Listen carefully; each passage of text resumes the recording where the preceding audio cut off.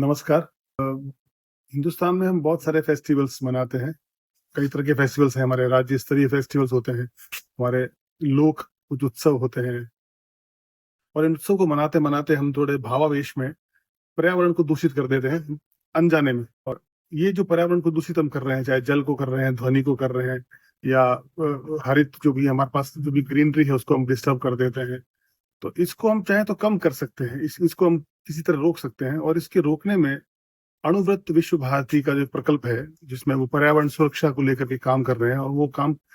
बहुत अच्छा कर रहे हैं, वो और अभिनंदनीय वो काम है, उसको हम लोग बहुत उनकी हेल्प कर सकते हैं।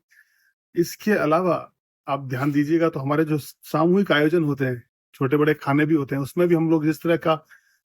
जो वहाँ कचरा फेंकना होता है, सड़क पे हम कुछ गंदगी कर देते हैं, इन सब चीज़ों से हम चाहें तो बच सकते हैं।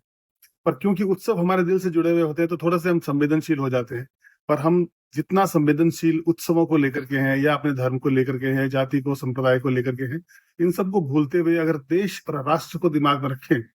कि हम किस तरह से इन सारे पर्यावरण के साथ जो हम कर रहे हैं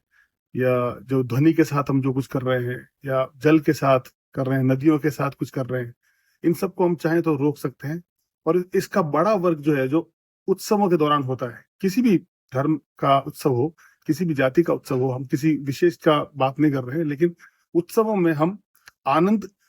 को प्राथमिकता दें और इस तरह के प्रदूषण को कम करें, तो मुझे लगा हम एक अच्छे विकसित राष्ट्र की ओर बढ़ सकते हैं। तो मैं आप सबसे कहूँगा कि अणुव्रत विश्व भारती के साथ जुड़ करके उनके इस अभियान को थोड़ी-सी शक्ति दें और देश को आगे बढ़ाएँ। Thank you.